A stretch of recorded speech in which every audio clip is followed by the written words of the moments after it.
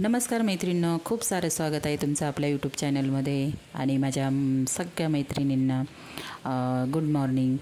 तर आज आपण मस्त असा चना मसाला बनवणार आहोत। खूप सारे मसाले न टाकता आपण चना मसाला टेस्टी चना मसाला कसा बनवू शकतो तर इथे मी दाखवलेला आहे। आणि व्हिडिओ थोडा आवडला तर प्लीज लाईक करायला विसरू नका आणि व्हिडिओ पूर्ण बघा। खूप छान लागतो हा चना मसाला। सुक्का बनवायचा म्हणजे थोडंसं रस्सा ठेवायचा आहे आपल्याला। तर चणे मी रात्रीच भिजत टाकलेले, गावठी काळे चणे आहेत। चणे मी रात्रीच भिजत टाकलेले कोमट पाण्यामध्ये। आता कसं थंडी आहे तर कडधान्य भिजत नाही, त्यामुळे मी रात्रीच कोमट पाण्यामध्ये चणे भिजत टाकलेले, मस्त चणे म्हणजे भिजवलेले। आणि त्यानंतर आपल्याला 7 ते 8 शिट्ट्या आपल्याला कुकरला करून घ्यायच्या आहेत मैत्रिणींनो का। तर खूप छान असा रस्सा उतरतो आणि खूप छान चना मसाला लागतो। खूप साऱ्या शिट्ट्या करून आपल्याला एकदम मऊसूत, कारण ते लवकर शिजत नाही चणे, जे गावठी चणे असतात काळे ते लवकर नाही शिजत। तर आपल्याला 7 ते 8 शिट्ट्या आपल्याला कुकरला करून घ्यायच्या आहेत अगोदर, म्हणजे एकदम इतके छान शिजतात, एकदम मऊसूस शिजतात आणि त्याचा रस्सा खूप छान लागतो। म्हणून आपल्याला कुकरला मस्त असे शिजून घ्यायचे आहेत अगोदर चणे। आता इथे तेल टाकलेले, तेल थोडं जास्त टाकायचं मैत्रिणींनो, छान लागतो चना मसाला। तर तेल टाकून घेतलेले, तेल मस्त असं गरम करायचं आहे।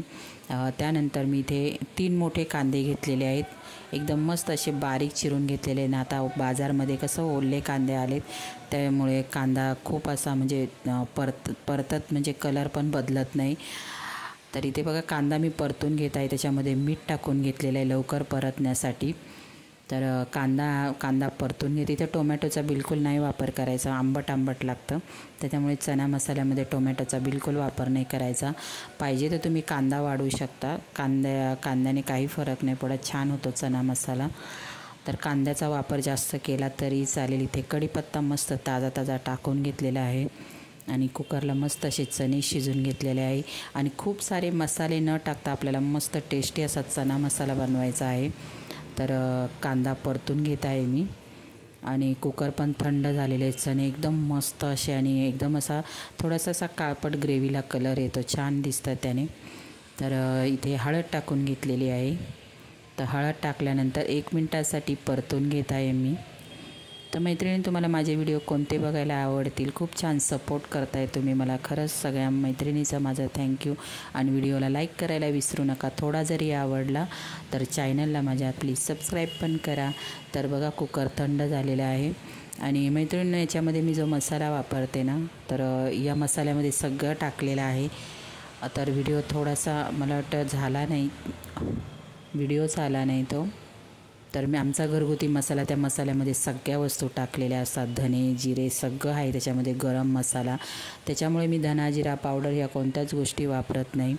तर तो मसाला टाकून घेतलेला आहे मी।